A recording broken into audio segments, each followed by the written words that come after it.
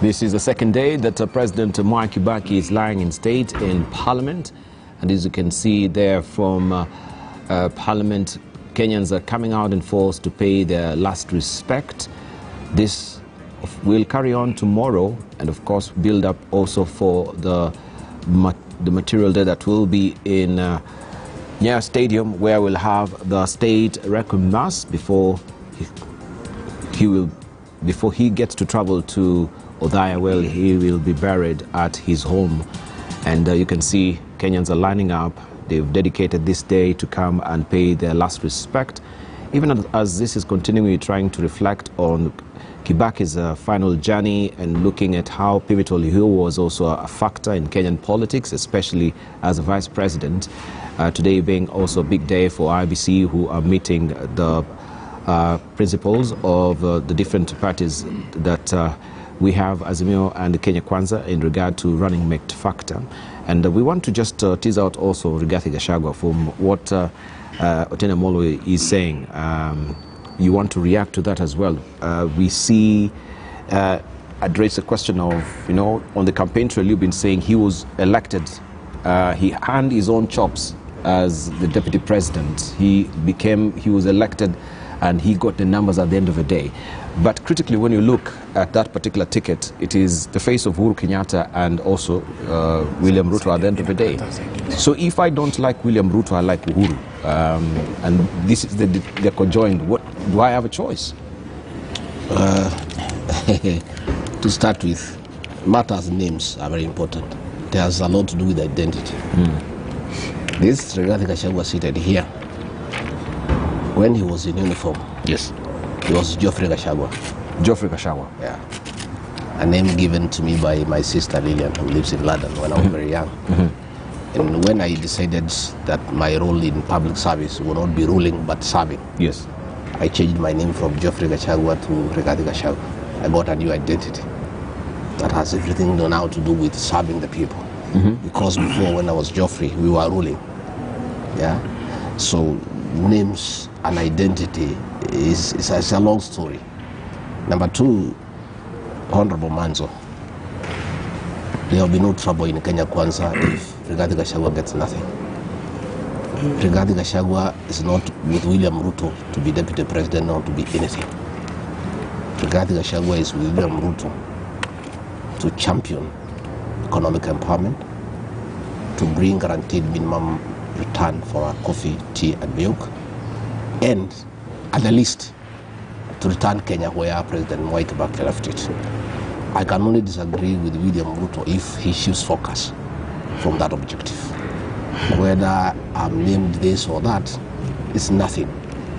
And I want to tell you, from our end, there will be no fallout, because it has not been about positions.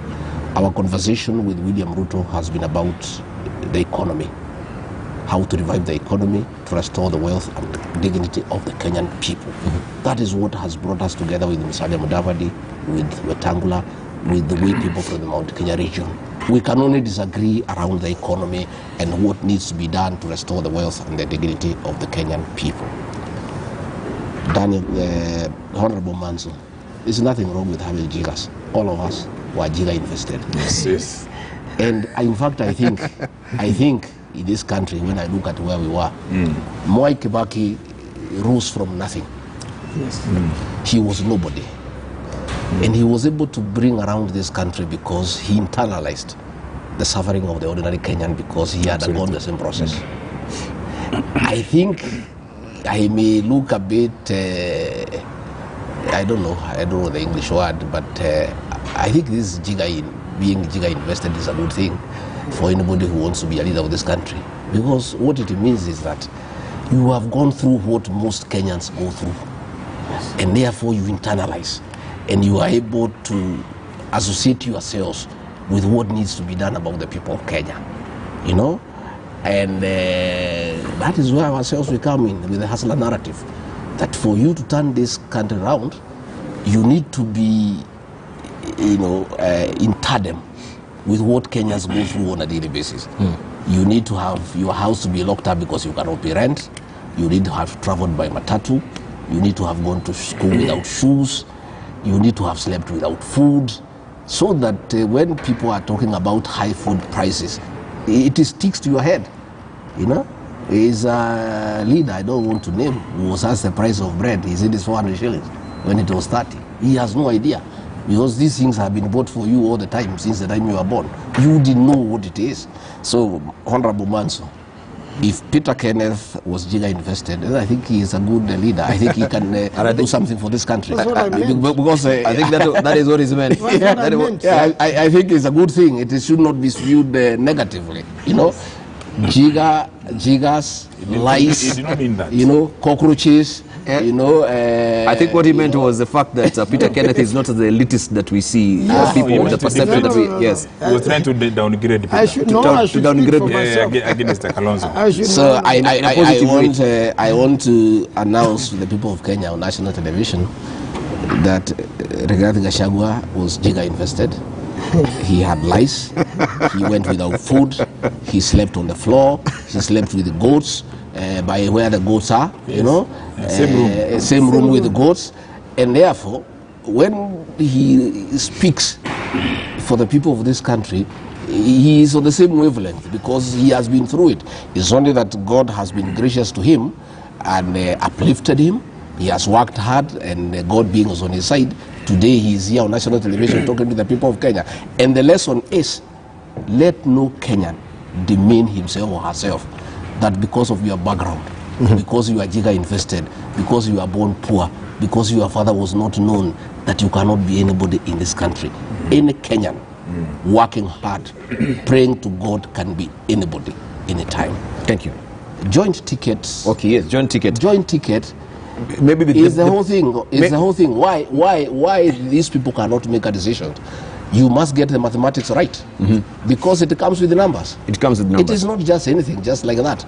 And let So nobody do tell we you as that. Kenyans, maybe the proper question will have been, do we as Kenyans elect the deputy president? No, you elect both. That's why both are Yes. on the ticket. It's a joint ticket, It's true. and you cannot divorce it. Yeah. You know, I had some You fellows elect saying, because you know, even you, Rigathi, on the ground you've been saying that he was elected as a deputy president. yes, he was. Yes, He was. But Rigathi Gachagua. But this is a joint ticket at the end of the day. Rigathi Gachagua, went to the polling booth and got a presidential ballot paper.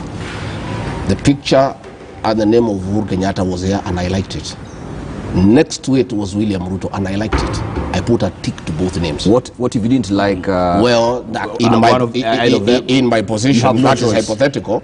That's why the choice is very important, because it could make somebody who would have voted for you not vote for you. What Manzo is saying, the people of Gabana are saying, we voted for Raila Odinga in 2013 because Kalonzo Musyoka was on the ballot. We voted for Raila Odinga on 2017 because Kalonzo was on the ballot. If Kalonzo is not on the ballot, we have no business voting for him. Those are political realities. And you cannot wish Akina Manzo away. You can't. And they are speaking what is the reality, by the way. What is happening and why this running big business is murky is that it has a lot of consequences. You know, it depends on many people. You know, it depends on people, how they are. Myself, as Rigathi Gachagua, will vote for William Ruto irrespective of who is the running mate. But I'm not sure many people in my backyard will do the same.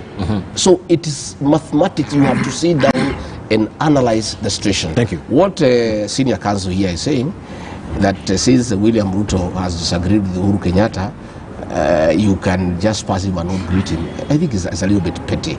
It doesn't matter whether you agree or not. Greetings, shaking somebody's hand, it's about humanity. It's there all over the world. It's a decent thing to do. It doesn't matter whether somebody you agree or you don't agree. A human being is a human being. Greeting somebody by hand is a gesture of goodwill to humanity. Ordinarily, we would have said probably that was not happening during COVID. We saw last Thursday during the Azimio Forum, our president greeting all the people who were there by hand. Yesterday, we saw him waving at William Ruto, Speaker Justin Muturi, and Speaker Kenneth Lusaka, but greeting Kalonzo Musyoka by hand and greeting the family of Mwai Kibaki by hand. And this is, Kenyans are asking, if it has come to that level, what are we supposed to do? If our leaders are showing us seeds of enmity, in public, displaying disdain and enmity in public. Since there is a contest, there is an election coming, we as their followers, what are we supposed to do? You may not agree with somebody in principle or on issues. Today, senior counsel and myself here, we are on the opposite side, but we always greet each other happily. You see, when we walk out with this show, we share. Because this is nothing to do with the humanity. It's just a contest that is a temporary thing that will come and go. Thank you. But as leaders, and I really beseech my president to exercise leadership and bring this country together, because we gave him that job and the Constitution expects him to bring people together. It cannot come from him to publicly display enmity. And people asking yesterday, if we have reached here, if William Ruto is elected by the people of Kenya as president, will President Uhuru Kenyatta turn up at Kasarani to hand over the instruments of power? If he cannot even shake his hand and he's shaking the hands of other people, have we reached there? Is it really necessary? We are saying an election will be one day. And the president himself has been saying, you go and vote, you go back to your life. So let's not make this contest a matter that we can cause confusion and sow seeds of discord to the people that we lead. Thank you. Let us show the people of Kenya the importance of love, unity, even in diversity. Because people can disagree, and that's where Mwai Kibaki scores. Mwai Kibaki scores because many people who are opposed to him, he has never shown them contempt publicly. Even the late President Moi, who coined a project against him and fought him very hard. True. When he became president, he expressed magnanimity in victory. You know, he was magnanimous in victory. He didn't lord over the people who were against him. He brought the people of Kenya to, and that is why if today, across the political divide, other than Wanyeri Kihoro, who have something negative, and of course it's understandable. You know, human beings are human beings. His wife was in hospital for almost 4 years, and probably he feels betrayed. You know, a wife, if somebody's spouse is very close, you are very emotional about it. But I believe it's just those emotions. But you find across the whole country, Kenyans are unified. That Mwai Kibaki was a Democrat par excellence. He was an economist par excellence. He brought good leadership to this country. And out of the 4 presidents that we have had, there is no doubt that he's the best, and everybody is in agreement. Yeah, I know some people will accuse us of being political. I was in another talk show, and when we were talking about the gains of Mwai Kibaki and the fact that what he did has been ruined, almost zero, they were saying we are playing politics. But it's not politics, it's the truth. We must compare his performance with the present. Thank you. Just a moment. I know you guys have to leave, but I implore upon you. Yeah, we will go. Just briefly, if you may allow me to just cross over, then I come back. Otieno Molo, Dan Mazo, please, I seek that you be amazingly patient today. Just we get Emmanuel To, who's on the ground, as we're also talking about running mates. Also, the gubernatorial seat is very critical. And Otieno, I think will be also good for us to explore that particular conversation of the Nairobi seat, the gubernatorial seat that now we know Polycarp Igathe has been given that particular ticket. We just want to talk to Emmanuel To, who is holding court with Polycarp Igathe in a moment, to tell us, yes, Emmanuel, over to you. Well, thank you very much, Dibal, and sorry for cutting you short in studio. But we are joined by the aspirant for Nairobi governor, that is Polycarp Igathe, who has also paid his last respects to the late president, that is Emilio Mwai Kibaki, here in Parliament Buildings. Remember, the body continues to lie in state for the 2nd day running. And Governor, let me just start quickly with it. I don't know whether you have interacted with the former president or the retired president in person, and what was that interaction like? I had the privilege and high honor of interacting with him because he was president of Kenya when I served as vice chairman of Kenya Association of Manufacturers and as chairman of Kenya Association of Manufacturers. He actually attended very many forums because he was very dedicated to the economy. And beyond that, I also interacted with him. I started interacting with him as a student when he was then Minister of Health. and he was a great economist. Then I was the president of ISEC in Kenya, or national chairman of ISEC in Kenya at University of Nairobi. ISEC is the International Association of Students interested in economics and business management. And he was such a great inspiration to us, and he never stopped reminding us that you young people, this country belongs to you, and we have done our bit. Come and do your bit, come and serve. The last time I also interacted with him is when we met in Starehe Boys Center, and I was managing director of Vivo Energy Shell. As you know, the initial setup of Starehe, the money that went to set up Starehe Society came from Shell. And we met, and he was really, there's a Kibaki house in Starehe, and there's a Shell house in Starehe. And he gave me the tale and story of how Starehe came about, Operation Jock Scott. He taught me history. I spent the whole afternoon with him, and he told me, hapa palikuwa mahali pa vijana na watoto wetu kustareheka during the fight for independence, and how the Starehe Boys Center became what it is today. What a great man, what a great inspiration. Personally, for me, he inspired me to study economics at the university. And at the university also I became that is the first time I ever registered to a political party, which was the Democratic Party, which he was the leader of. And he used to say, Toka Gizani. That was the come out of darkness. And that slogan is still alive today. Kibaki was all about come to the light, get out of darkness. He was not a politician who used to generate heat. He was a politician who inspired light. Okay. And today we bask in, he was a great tree, we bask in his shade, and God bless him. And I also want to give my condolences to my friends who are his kids, Judy, Jimmy, David Kagai, and Tony. We've interacted in business, and they've become good friends of mine. I would like to ask that God gives them the peace and strength to bear the loss of their father and their dad and our president. Okay. And maybe, Mheshimiwa, before you go, because I know you need to hit the road for the campaigns, what have you learned politically from the president? I know you have been in the corporate world. Some may say you've come in too late for the campaigns. What do you have to say about that? I think to have patience, to listen to everybody, that everybody has to respect everyone, including your worthy opponents and competitors, and to remember that after an electoral contest, Kenya remains one. Thank you so much. Thank you very much. Thank you. And thank you very much for interviewing us. All right. And God bless Kenya. Thank you. Thank you.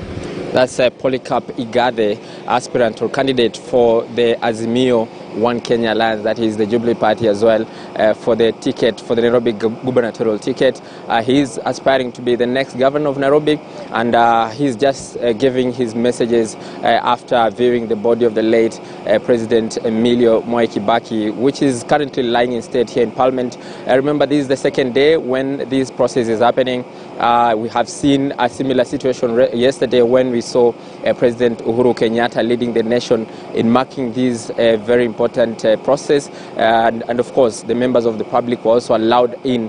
The protocol was broken in some way because we expected dignitaries to be the ones who were going to be given the day yesterday, but the members of the public were also given a chance. And today this continues, as well as tomorrow when this process will be closing. We'll be closing at around 5 p.m., but we'll be here to give you more details. Right now, Kenyans are still streaming in and out of this place.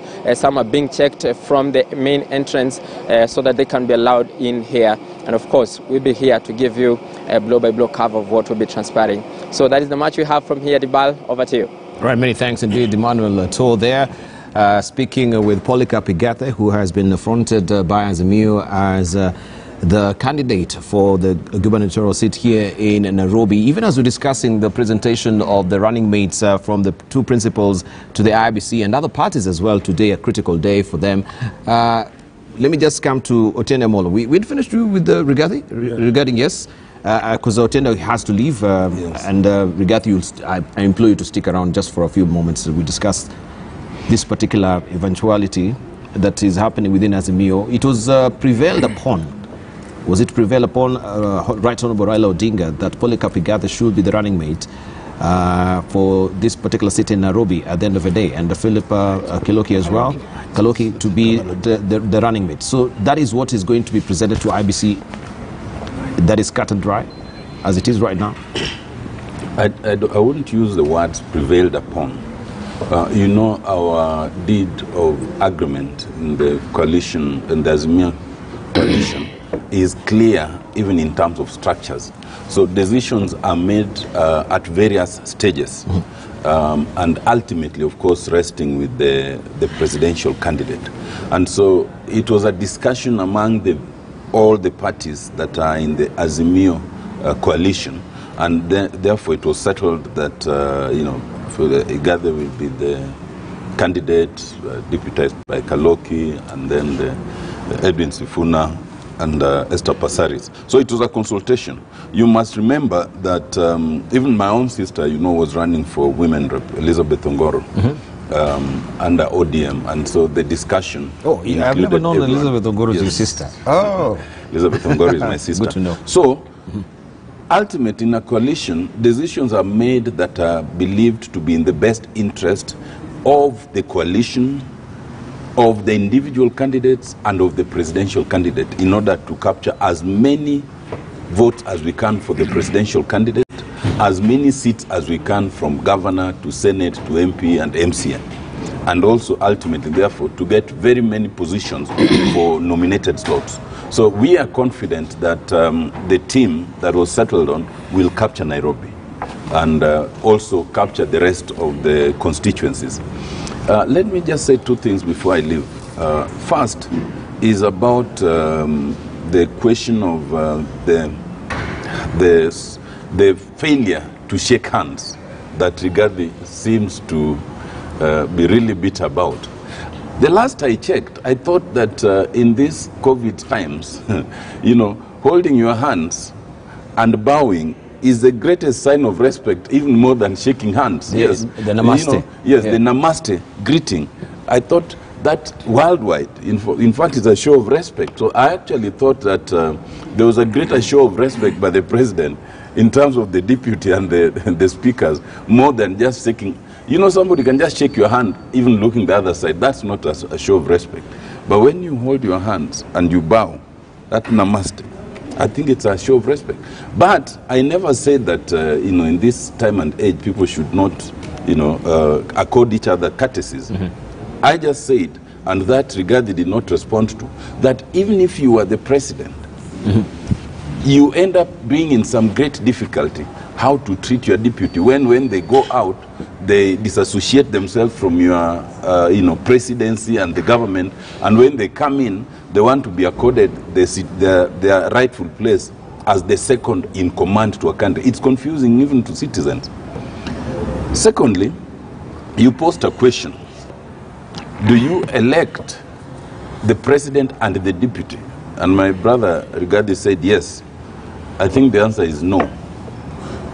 You can be said to elect the president and the deputy, but you don't vote for the deputy. In that voting paper, the only space to be marked is for the president, because it's automatic that if you vote for the president, it comes with their running mate. The picture may be there, but you don't vote for them. You don't vote for them? Yes. So essentially, we don't vote for the deputy president? Yes, we do not vote for the deputy president. Yes. It can be a consideration in settling for your preferred presidential candidate. So if my brother Rigathi voted twice, then that was a spoilt vote. Yeah? It would be, it's regarded as spoilt vote. You only mark it once. But let me agree with him. In terms of what my brother Nhanzo was saying, that I don't know who walked bare feet with jiggers and all, you know, we all go through these things. I first wore my shoes when I went to high school. You know, I was walking barefoot. If you never fetched firewood, if you never, you know, drew water in the lake, as in our case, if you never went hungry for even a day or two, you might not always know. But the fact that you go through that does not mean you cannot struggle through life and be in a situation where now your children do not have to go through that for them to understand. You see? Because we were in a unique situation. But many of us went through this. You know, the assumption has always been made, for example, that because Raila Amolo Odinga, you know, the father was Jaramogi, he never went through this. If you one day read Raila's story and even the Uburu Odinga story, basically the whole family, you'd be surprised. Jaramogi Oginga Odinga, despite being a vice president for a very short time, I think barely, a very, very short time, is the man who lived on the other side of town. Jaramogi lived in Jerusalem. And he had no qualms living in a place that most people do not even want to step in. In Eastlands. In Eastlands. His children were staying at home in Bondo. They went to Maranda, which is within the same village where I went to, you know, and they went through the same kind of things. If you hear the stories in terms of even how, you know, some of them, you know, including Oburu, including Raila, did you even know, for example, that Raila struggled through his ways until he even now went to Egypt and was being hosted, and he was working as a tour guide in the pyramids of Cairo, you know? You know, so sometimes people assume that because you may have been associated with a big name, you didn't go through that. The difference is, in the case of someone like Raila, he went through all that. But after trying and making it and becoming an engineer and even coming back to this country, then now he went through a second set of tribulation, now with the government, being the longest detainee in this country, being made to sleep in a wet, you know, in a room full of water and all those things. So there are those of us who went through the initial phase when we were young, but then there are those who now had to go through, you know, politically instigated problems like Raila. And if you ask me, the best person then to be CEO is the one who's gone through 2 rounds of problems, not just 1 round. Thank you. And I have to beg my leave. Yeah, Otende has to leave because he has to attend that IBC meeting at the end of the day. But even as he's leaving, Rigathi, Dan Mazo, and also Kabando, have you noticed that we talk much about Mwai Kibaki during this particular, his final journey, but who was also supporting him as a vice president then? Who? Who was supporting him as a vice president? As a vice president? Yes. Who was supporting Kibaki? Of course. You're asking? Yeah, who was there, the vice president then? What's the question? Yeah, I'm asking. Yes. We had the president. Yes, you had the president. Mwai Kibaki. Who was the vice president? Was his vice president? Yes. Wamalwa, then there was Awori, yes. And then there was Kalonzo. Awori, yeah, but we have you realized we're not even talking about Wamalwa, we're not talking about Kalonzo, we're not talking about Mudi Awori. No. Because they were really subdued at the end of the day. No. They were not really towering over the presidency. Yes, there's a difference. There's a difference. But before we come to that, there's a difference. I know because of the constitution. There's a point Kiongozi Rigathi Gachagua mentioned, and this is not his personal view. It's a view that is shared across the country. In 1995, when Jaramogi passed on, Jaramogi Oginga Odinga is the one who plucked Mwai Kibaki from Makerere so that Kibaki could become the CEO of the Nationalistic Party then, KANU, working under Tom Mboya as the Secretary General, and of course Kenyatta as the President of KANU then. Yes. Kibaki and Jaramogi had a very special relationship. It should be said, because we are bastardized people because of our tribalism, that Jaramogi bought Kibaki his first car. And this has been said. He plucked him from Makerere. Jaramogi was a very successful businessman. He even bought Kibaki a car so that Kibaki, together with Tom Mboya and John Keane, could go across the country, popularizing KANU and make it the ruling party of independence. What Honorable Rigathi has suggested to the president of the country, on whose hands this particular matter of state funeral lies, is that Kibaki should travel to Othaya by road. Yes. For as far as I can remember, Kibaki was not that jolly, happy, chopper, ladding politician. Okay? When he came to Othaya, he was with his people. I saw you interviewing Jigari. He's my personal friend. He's the longest waiter at a silent lodge in Othaya. Kibaki was humble to that extent. After events during the day, he goes either to his home or a public place, and even in a Nyeri golf, when he went there, just a regular member and sitting with the people. It will be very good that the journey of Mwai Kibaki to Othaya is not in the air. Let it be by road. Let people line up.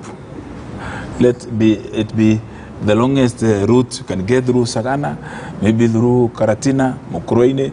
Then you go Tetu, you touch a little bit of Nyeri town, then you land in the barrio ceremony site. I think that's a very important suggestion, because in 1995 when Jaramogi died, Kibaki made the very famous statement, hakuna haraka, tupeleke mzee baba yetu Jaramogi nyumbani kwa barabara.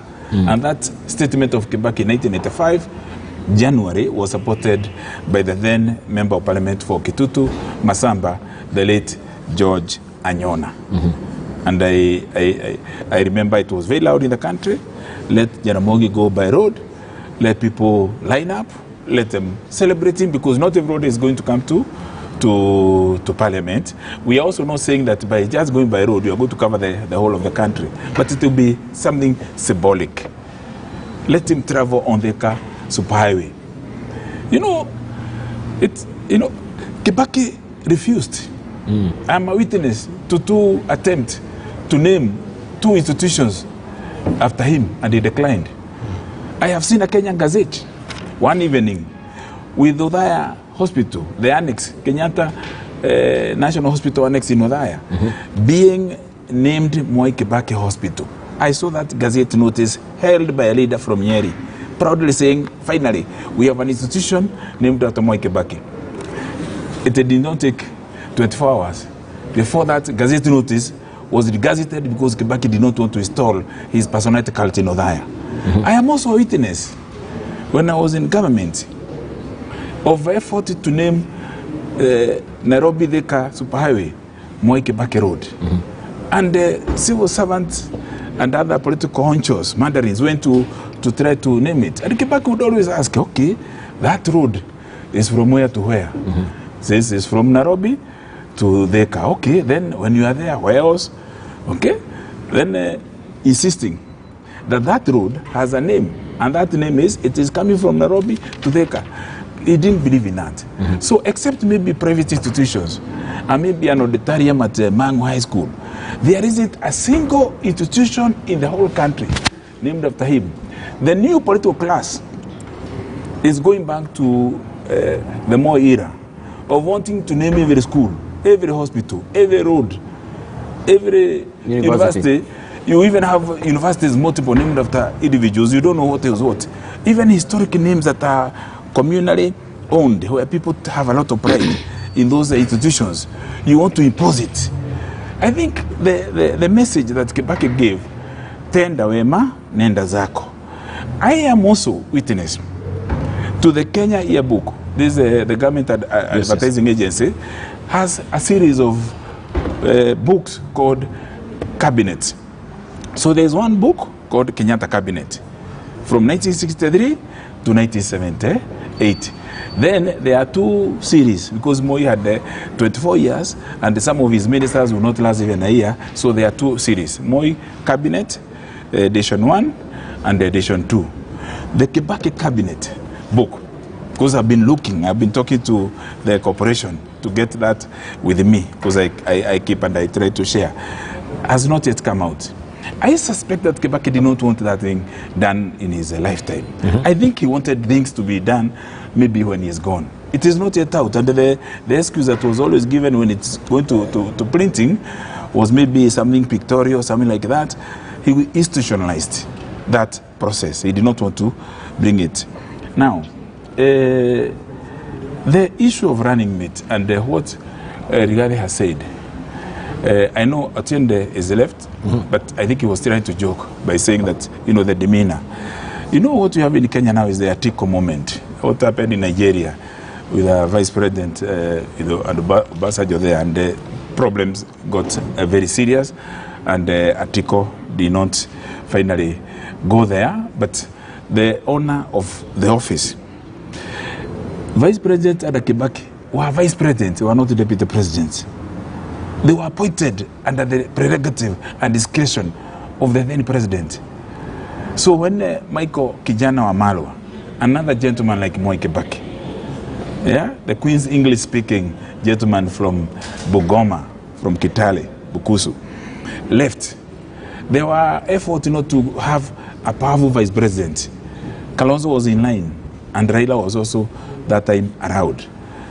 Of course, Mudi Awori, we call him Ankomundi, very likable, he was given the seat. But I think if you are a political scientist, you look at the science of that politics that time, and the art of doing it now, the activation of that process was also to ensure that you don't have a vice president who is powerful enough and who is ambitious enough to succeed the president. That's exactly what happened with Mwai Kibaki. When Mwai Kibaki was demoted in 1988 March, it was simply because he was becoming popular by the day, the gentleman, brilliant, there was intolerance within the regime, and there was, in parliament, there was a group called the Seven Bearded Sisters. Mashegwa Mashofi, Koigwa Mwere, Shibura Stuma, even Sheragati Mutai was there, Onyango Bindika, and they were very friendly to Kibaki. If you read Koigwa Mwere's book called The People's Representatives and the Tyrant, he talks about a Kibaki who was a dove within the system. And then there were hawks. The hawks wanted to dominate the vice president. It happened even later when we had the Saitoti appointed after Dr. Jogona Karanja was moved. Saitoti was being contended by somebody called Chairman Muya, Ole Muya from Kajiado. And Karanja was hooded out of office by David Mwenje and Kuria Kanyingi. So, in essence, what you are saying, in the current political dispensation, the deputy president holds office by virtue of national election. He is not appointed by the president. They are actually a ticket. Yeah, yes. So it's like the president of United States of America. You go to office as one. Now, when you're addressing the bar, this point. Yes, because we are supposed to be winding up. Yes, I want to. Yes. When you are talking about the issue of running mate, I don't think we should personalize very much. And I have seen Manzo trying to do that. What we should be, and that's why he was mentioning Peter Kenneth, in my view, because I know we will reserve this discussion to next week. Yeah, can we reserve that? Because, of course, once they present, we will have it. What we should look for, when you are talking about running mate, we should look at what the person represents. Is it courage? Is it integrity? We'll have a second edition of that. Yeah? We'll have a second edition of that next week. Let's see how it pans out from 28th. Next week, we'll have a good opportunity. Yes. Rigathi. We have two projects in this country. One is Project Raira by President Uhuru Kenyatta. And even before the dust has settled, he has come up with another project called Project Igave. Igave was our deputy governor, Nairobi. Yes. And we then in Jubilee made a consideration because we needed Mike Sonko to mop up the presidential vote in Nairobi. But many people had doubts, and rightly so, about his management skills. So Polycarp Igade was brought as a stabilizing factor into that government so that Sonko could do the politics and Igade could do, governance so that the city runs. But the guy is a coward, he's a quitter.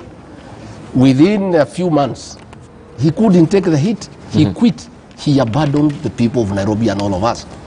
The mess that has been in Nairobi is a result of his cowardice and his inability to take the hit. Nairobi is not just another ordinary city. This is a very difficult place.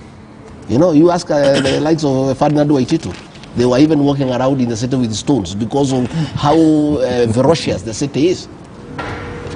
Polycarp Igade does not have the mettle to be the governor of Nairobi. He cannot withstand pressure from MCAs. He cannot withstand pressure from cartels. This is a guy, in an unfortunate event, he was elected, 6 months down the line, he just quit.